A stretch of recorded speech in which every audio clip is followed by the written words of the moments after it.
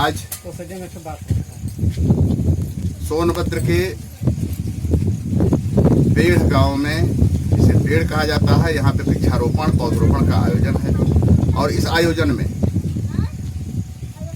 जब ये पौध लगेंगे, लग रहे हैं, ये पेड़ बनेंगे, पेड़ गांव की नाम को चरितार्थ करेंगे और ये हमारी धरोहर बनेंगे, जीवंत करेंगे, हमें प्राणवायु देंगे। इसके लिए उपस्थित सभी लोगों का धन्यवाद। हमारे यहाँ क्षेत्रीय वनाधिकारी महोदय और खंड विकास अधिकारी महोदय बराबर, धर्मधुरी पंडित रामनिवास शुक्ला जी, हो गया है, ब्लॉक प्रमुख श्री प्रेमनाथ जी, अच्छा ठीक, और हमारे बहुत पहले से ही मित्रवत व्यवहार में रहे सम्माननीय रामाश्रय जी तथा समस्त स्टाफ को मैं अभिवादन करता हूं। इसलिए भी कि आज से ही स्वर्ण बिंध्य गंगा चैनल की शुरुआत हो रही है। कल मध्य रात्रि में थोड़ा सा हमने उपक्रम के अनुसार दृश्यांकन उसमें डाल दिया था, लेकिन आज अभी आप सब लोगों की शुभकामनाओं का मैं आदर करता हूं, नमन करता हूं सबको, जो शुभकामनाएं आप लोगों ने दी।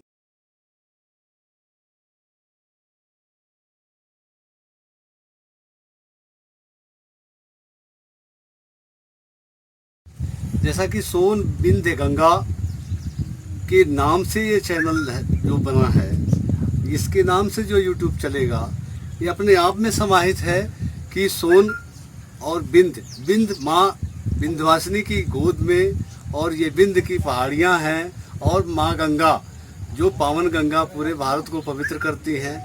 इन पवित्र नाम से जो है ये यूट्यूब बना है, ये बहुत ही पावन है। साथ ही साथ इसके उद्देश्य जो हैं, उद्देश्य में हमारे सोन बिंद के जो पुरानी पहाड़ियाँ हैं और इन पहाड़ियों में खान खदान है, इसके भूगर्भ में क्या क्या स्थितियां हैं, हमारा वन क्षेत्र कैसा है, यहाँ का परिवेश कैसा है, यहाँ के लोगों की आवश्यकताएं, आपूर्तियाँ और जीवन यापन, साथ ही साथ यहाँ के आबो हवा, जलवायु वगैरह वगैरह आदि इत्यादि चीज़ों पर एक शोध का भी काम होगा और इससे समाज को, भारत को एक अच्छा मार्गदर्शन मिलेगा, ऐसा मुझे विश्वास है, आभास है।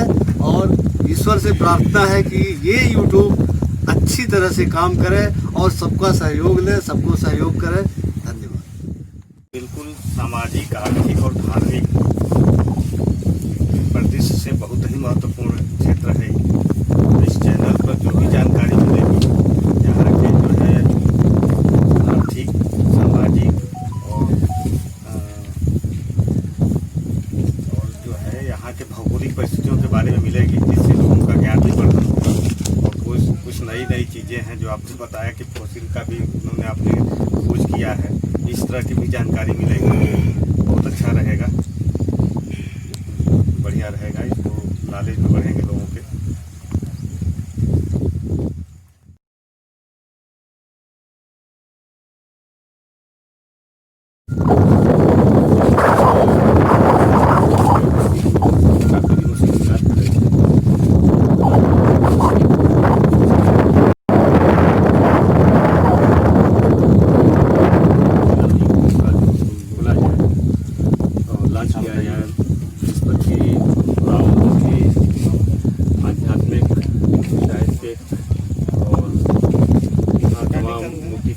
मूर्तियाँ मिलती हैं, बहुत ही उसके पीछे तमाम तरह के इतिहास हैं, जिसे हम लोग नहीं जानते हैं। और आपका बड़ा ही गहन अध्ययन है इसको लेके।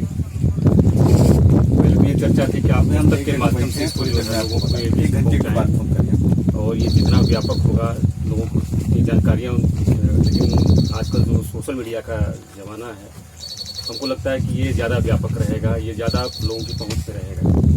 और मेरी शुभकामना है इस चैनल को और इसके जो है अधिष्ठाता जो आदरणीय डॉक्टर परमेश्वर दयाल जी हैं, कि ये जो है लोगों के पहुंच में रहे और व्यापक हो, और जो तमाम तरह की यहाँ की आध्यात्मिक उपलब्धियाँ हैं और जो इस तरह के जो समाचार वगैरह हैं जो इस क्षेत्र के जिससे हम लोग वंचित हो जाते हैं, ये इस चैनल के माध्यम से लोगों के पास पहुँचे। बहुत बहुत शुभकामनाएं, बहुत बहुत धन्यवाद। बीच सोनगंगा का जो चैनल चालू हुआ है, यहाँ के युवाओं को, यहाँ के नौजवानों को, यहाँ के विद्यार्थियों को एक नई जानकारी मिलेगी इतिहास के बारे में। तमाम यहाँ पे फॉसिल्स हैं, पहाड़ हैं, दरी हैं, झरने हैं और प्राचीन काल के मूर्तियां हैं। इसके बारे में बहुत कम लोगों को जानकारी है। ये चैनल चालू होने से यहाँ के भौगोलिक और यहाँ के इतिहास और धार्मिक के बारे में लोगों को जानकारियाँ होंगी। जैसा कि इतिहास गवाह है कि यहाँ अगोरी किला है, आपका चुनारगढ़ है, विजयगढ़ है, लोगों को बहुत कम जानकारी है। नैनागढ़ है। तो इसे चालू होने से बहुत कुछ जानकारियाँ मिलेगी। मैं चालू करने वाले संस्थापक को मैं धन्यवाद देता हूँ कि कम से कम यह चैनल चालू करके अपने लोगों के बीच में एक नई जानकारी पेश होगी और लोग जागरूक होंगे। इन्हीं के साथ धन्यवाद।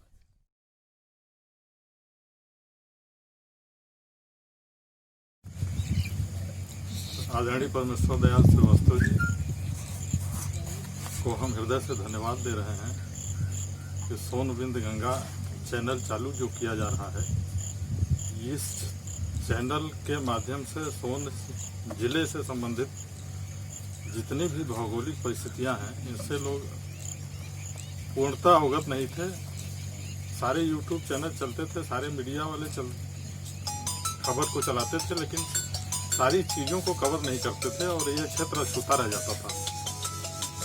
और इस क्षेत्र में तमाम ऐसी खनिज संपदा है, तमाम ऐसी भौगोलिक परिस्थितियों के हिसाब से पहाड़ों पर तमाम खदानें हैं, तमाम खदानों के बीच में तमाम सोने के भंडार हैं, हीरे के भंडार हैं, कोयले के भंडार हैं, फॉसिल्स हैं, फॉसिल्स पार्क है। इन सब के बारे में किसी को पता नहीं लग पाता था, न तो देश इसके बारे में गहनता से जान पाता था। तो YouTube चैनल के माध्यम से इन सब सारी चीज़ों को कवर किया जाएगा। तो हम समझते हैं कि इसकी जानकारी सबको होगी और इस क्षेत्र का महत्व बढ़ेगा।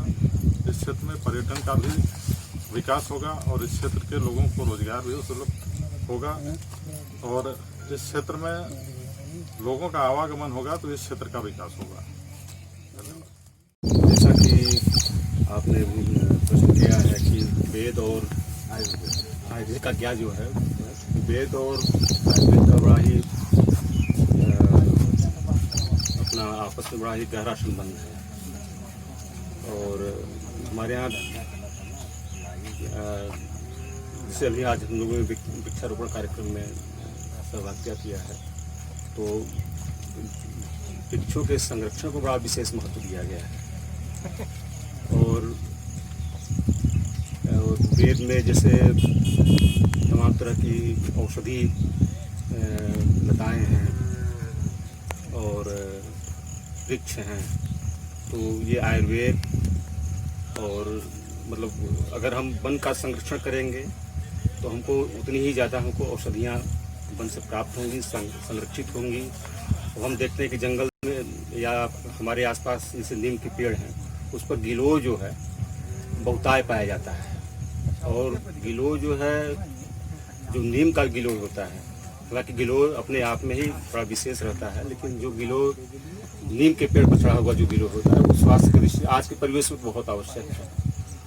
और तो आज के परिवेश में आयुर्वेद और जो हमारे वन संरक्षण का जो अपना महत्व है आज बहुत ज़्यादा आवश्यक हो गया है।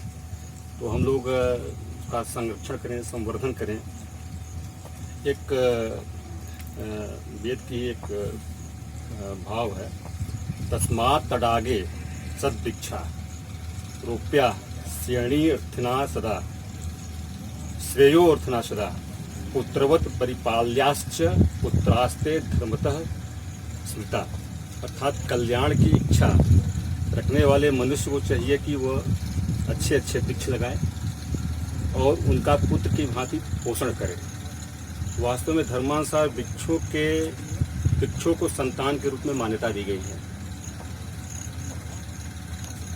पहले हम उनका पोषण करते हैं, जब ये वयस्क और फल फूल और पत्ते से समृद्ध हो जाते हैं तो बाद में वो हमारा पोषण करते हैं। तो ये महत्व है इसका।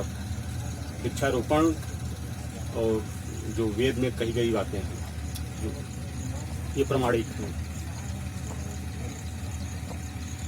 महाभारत के अनुशासन पर्व के 98वें अध्याय में एक श्लोक है, वृक्षारोपण के महत्व पर वो प्रकाश डाला गया है।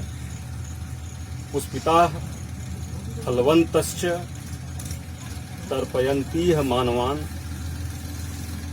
वृक्षदं पुत्रवत् वृक्षास्तारयन्ति परत्र च। अर्थात फलों और फूलों, तने और पत्तों वाले वृक्ष मनुष्य को तृप्त करते हैं। व्यक्तिगत एवं समाज हित में वृक्षारोपण वाले व्यक्ति का परलोक में तारण भी वृक्ष करते हैं।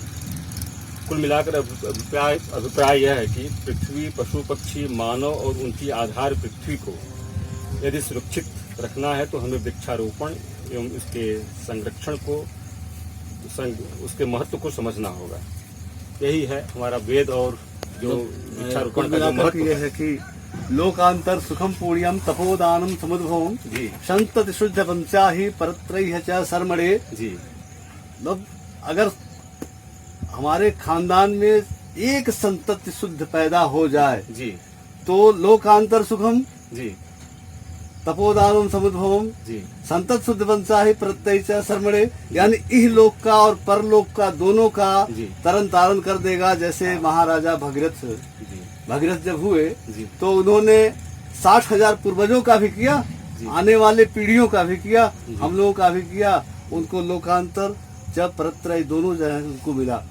और एक पुत्र जी अगर शुद्ध निकल जाए तो हो सकता है वंश में, जी लेकिन हमारा एक वृक्ष जी 10 पुत्र के बराबर है। तो अगर हम वृक्षारोपण इस भाव से करते हैं तो हमें इहलोक और परलोक का आनंद मिल सकता है। बिल्कुल आपने सिद्ध कर दिया इसको जो है आपने भी इसको सिद्ध कर दिया जो है। और तो इसलिए हमारी तो यही आकांक्षा है कि यहाँ के लोगों से, यहाँ के वनकर्मियों से, अन्य कर्मियों से, समाज सेवियों से मेरा यही आग्रह है कि वृक्षारोपण में, वन संरक्षण में अगर सहयोग करेंगे, 2 कदम चलेंगे तो पदेन वन क्षेत्राधिकारी तो मैं करूँगा ही करूँगा, लेकिन व्यक्तिगत भाव से भी मैं 4 कदम चलने के नहीं, ये तो आपकी महानता है और वो है, लेकिन बिना जन सहभागिता के जो है आपको पुण्य की नौकरी मिल गई है। वेद और आयुर्वेद का बड़ा ही आपस में गहरा संबंध है। जैसे यहाँ पर हमने सहजन का पेड़ लगाया, सहजन के फल, तना, वृक्ष, पत्ती और जड़ सबका जो है आयुर्वेदिक उपयोग होता है। इससे जो है कई औषधियाँ बनती हैं। और हमने जो है और जैसे पीपल का वृक्ष लगाया, कहते हैं लोग कि पीपल के वृक्ष में विष्णु का निवास होता है। बरगद के पेड़ में जो है शिव का निवास होता है। पाकड़ के वृक्ष में जो है ब्रह्मा का निवास होता है। तो इसलिए और इनका भी औषधि उपयोग भी होता है। जैसे पीपल का जो है गोदा, जो उसकी फली होती है, उसका भी बहुत महत्वपूर्ण जो है दवाइयाँ बनती है। उसके दूध में भी बड़ा जो है कई रोगों का निदान होता है। इस तरह से जो है आध्यात्मिक और आयुर्वेद और वेद आपस में महत्वपूर्ण है। और हमारा पर्यावरण भी स्वच्छ होता है इससे। पेड़ जो कट गए, जंगल जो है साफ हो गए, इससे पर्यावरण असंतुलन बना, काफ़ी विकृतियाँ आई हैं। इसलिए वृक्षारोपण भी जरूरी है और वृक्षारोपण करके जो है इनका संरक्षण भी बहुत ही महत्वपूर्ण है।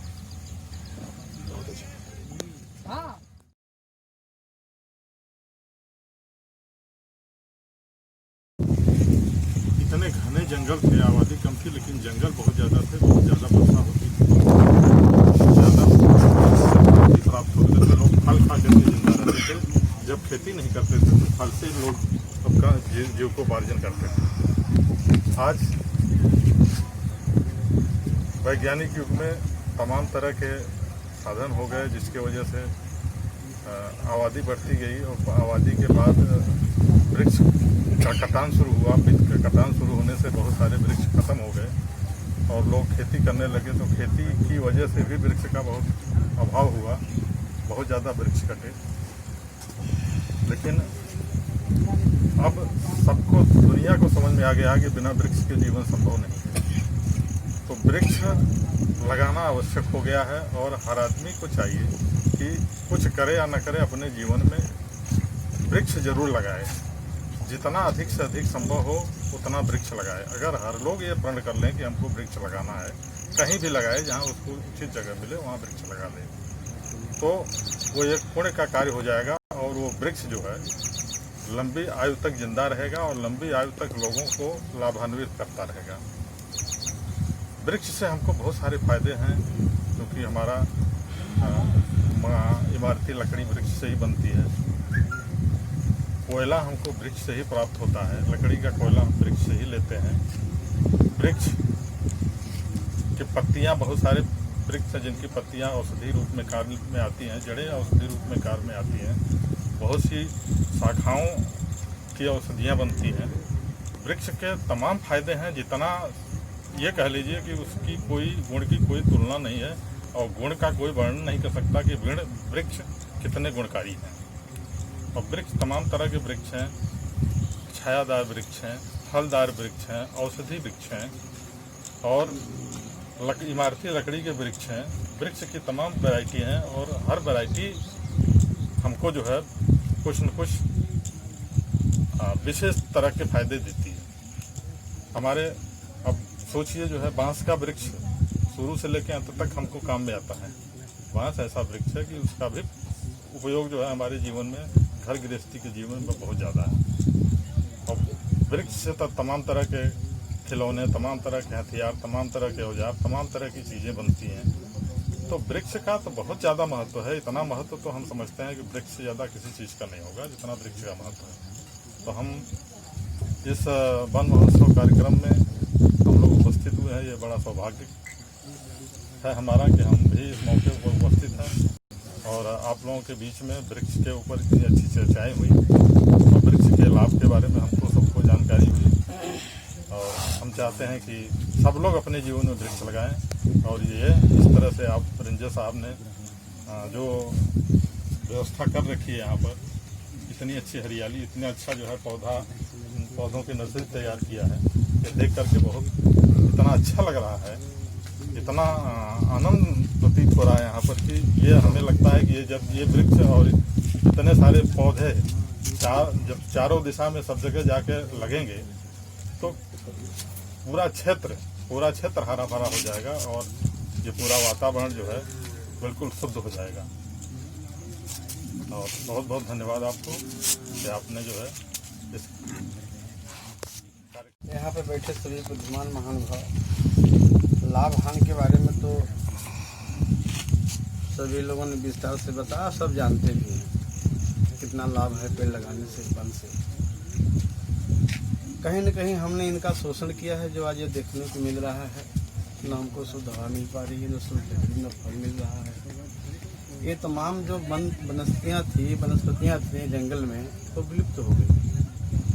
और हम जैसे आदिवासियों का तो समझ लीजिए कि पूरा जंगल पे ही निर्भर थे। चार था, महुआ था, चिरौंजी थी, तेंदू था, ये सब खत्म हो गया। और इस जंगल में कुछ ऐसे प्रकृति ने दिया था, सब्जी साग, जैसे खुखड़ी जिसको हम लोग बोलते थे। इस बरसात के मौसम में जब गरजता था तो खुखड़ी पैदा होती थी। आज उसको मशरूम को रूप देते हैं। प्राकृतिक नहीं है, वो कृत्रिम है बना हुआ, फिर भी 1000 रुपया किलो बिकता है। वो सिर्फ चीज़ विलुप्त हो गई है। खेकसा था, आज खेकसा देखने को नहीं मिलता है, जंगल का खेकसा। तो जब जंगल रहेगा तो जीवन रहेगा। ये दोनों का समन्वय है हमारा। हम इसके एक दूसरे के पूरक हैं, इसलिए हम इसके बिना जी सकते नहीं। हमारे कुल मिला के हमें ज़्यादा से ज़्यादा वृक्षारोपण करना है और हर साल हम लोग वृक्षारोपण करते हैं, ऐसी बातें नहीं है। लेकिन अगर इसका रख रखाव किया जाए, मान लीजिए 4000 पौधे हर गांव में जा रहे हैं, अगर उसका 50% भी यानी आधा भी हम बचा लें तो सफल रहेगा हमारा वृक्षारोपण। और देखा देखा जाए तो पिछले वृक्षारोपण, उससे पहले वृक्षारोपण, सरकार से इस सरकार से उस सरकार के पहले के वृक्षारोपण हुए, लेकिन आगे किया जाए तो कुछ नहीं है, बड़ा अफसोस होता है। तो कहीं न कहीं से हम स्वयं के दोषी हैं इसमें, और हम बार बार कहे भी हैं और रेंजर साहब से भी निवेदन भी किए हैं, रेंजर साहब आपका वना क्षेत्र बहुत बड़ा है, आज जहाँ भी वना क्षेत्र आपका है वहाँ आदिवासियों की भी बहुलता रही है, तो यहाँ दूसरा कोई नहीं उजाड़ा है, हम ही लोग उजाड़े हैं। तो कम से कम जो आपका वन क्षेत्र खाली है, हम लोग जनप्रतिनिधि हैं, गांव के भी लोग हैं, हम आपका सहयोग करने तैयार हैं। आप गड्ढा जमीन दीजिए, हम लोग खुद फलदार वृक्ष लगाएं, उसमें लकड़ी वाला वृक्ष लगाएं, हम पूरा सहयोग करने के लिए तैयार बैठे हैं।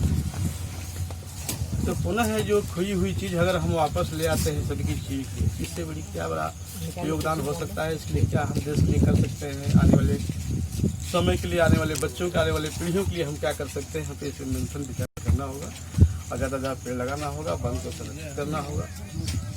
और आपने बुलाया इस वन महोत्सव में, आपको बहुत बहुत धन्यवाद रेंजर साहब, दिल से जितनी उम्मीद होगी आप किए होंगे, हम उतना खड़े उतरेंगे, इतना सहयोग भी किया, और सबका पुनः धन्यवाद करते हुए सब लोगों की शुभकामनाओं का मैं आदर करता हूँ, नमन करता हूँ सबको, जो शुभकामनाएं आप लोगों ने दी हैं। इसके साथ ही यहाँ पौधरोपण का कार्यक्रम चल रहा है अभी, यहाँ से लेकर के कैमूर की श्रृंखला तक पर मैं अपना एक स्वरचित गीत कविता के माध्यम से सुनाना चाहता हूँ, ताकि यहाँ से लेकर के और कुछ देश, कुछ परिदृश्य हमारे देश के कुछ खंड अपने यहाँ के, जैसे उत्तर भारत कह सकते हैं, सोन विंध्य गंगा को मिला करके आर्यावर्त कह सकते हैं, यहाँ तक की बातें कुछ इसमें समाहित हो सकें। तो मैं आप सभी लोगों का ध्यान चाहूंगा पौधरोपण के आयोजन पर। नवजीवन पाता जहाँ कण है, तरु पल्लव में हरियाली सदा, यही लाने वाली है ये पौधरोपण का आयोजन। हरिशंकरी की यही स्थिति है, जो पौधरोपण किया गया 3 पौधों का, पीपल, बरगद और पाकर, त्रिदेव की मूर्ति। तो नवजीवन पाता जहाँ कण है, तरु पल्लव में हरियाली सदा, छवियां अनमोल लुटाती हुई नवताभ लिए सुचिलाली सदा। गांव की यही स्थिति हमेशा नैया भाली रहेगी। इठलाती हवा चलती करती रस पूरित सौरभ प्याली सदा, दिन सोना बिहस बरसाता जहाँ रजनी मनमोहक आली सदा। अभी हमारे आदरणीय श्री रामाशय जी ने कहा सोने की खदान के बारे में, तो यहाँ पे तो भूगर्भीय क्रियाएं इतनी तेज हैं कि हमेशा सोना और हीरा ये सब चीजें अंदर अंदर समाहित ही हैं। दिन सोना बिहस बरसाता जहाँ रजनी मनमोहक आली सदा। प्राकृतिक दृश्य को उल्लेखन करें। नित नूतन रूप धरे ठहरे, इस परिक्षेत्र की बात, नित नूतन रूप धरे ठहरे, जिसे अंगन तारे ऋचा कहते।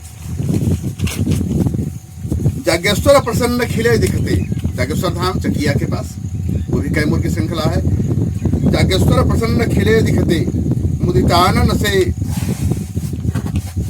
जागेश्वर प्रसन्न खिले दिखते, मुदितानन से जन सुख में रहते। दर्शन करता है वो सब सुख में रहते हैं। जागेश्वर धाम प्रसन्न खिले दिखते, मुदितानन से जन सुख में रहते। सतकेतु लिए शतद्वार खड़ा, शिव द्वार की महिमा बड़ी अलंकृत है। यहाँ की मूर्ति विश्वव्यापी ख्याति लब्ध है। सतकेतु लिए शतद्वार खड़ा, सद्वारी और शिवद्वार दोनों सटे हुए गांव हैं। शिव और शक्ति की प्रतिमा है। तो सतकेतु लिए शतद्वारी खड़ा, सतकर्म जहाँ जन है लहते, अति न्यारी सदा छिटकी क्षमा, शिव द्वार सुदर्पण है गहते। यहाँ की विशृंखलता। गढ़ सुंदरी मंत्र जपा करता, सुंदरी गढ़ भी है इसी कैमूर में। गढ़ सुंदरी मंत्र जपा करता, कैमूर की श्रेणी सुवेणी बनी है। गढ़ सुंदरी मंत्र जपा करता, कैमूर की श्रेणी सुवेणी बनी है। मनमोह रहे महादेव जहां, मुंडेश्वरी मूर्त ज्योति जगी है। देखें आप भभुआ जिले में मुंडेश्वरी और महादेव, महामंडलेश्वर महादेव और महामुंडेश्वरी, वो भी कैमूर की श्रृंखला पे है। तो मनमोह रहे महादेव जहां, मुंडेश्वरी मूर्त ज्योति जनी है। दृग है मन के उलझे रहते, जहां छाव की बात सुजान भनी है। और आज वन दिवस के रूप में यह आयोजन 1 जुलाई को। तो वनराज जहां अनमोल लिए, वनराज अधिकारी भी हैं हमारे बीच में, वनराज जहां अनमोल लिए नित मुखा दरी की सुप्रीति धनी है। यहाँ के ताल ईसा से 150 साल पहले भरराजवंशियों ने बनवाए थे जो सरोवर, उतने बड़े सरोवर आज तक नहीं बने हैं। लखवार सुरैना तथा पुरखास के ताल सुताल लगाते यहाँ, लखवार सुरैना तथा पुरखास के ताल सुताल लगाते यहाँ। करमुक्त समर्पण सुरभि छवि से महासुख भान कराते यहाँ। शिवद्वार सुधाम के रूप अनूप, शिवद्वार सुधाम के रूप अनूप, सदा जन मंगल पाते यहाँ। कड़िया पुष्कर के मोह फंसे जो अजान सुजान है आते यहाँ। कमल खिलता है इन सरोवरों में और पुष्कर उपनाम कड़िया पुष्कर के मोह फंसे जो अजान सुजान है आते यहाँ। वहां पर से सभी लोगों को सादर धन्यवाद।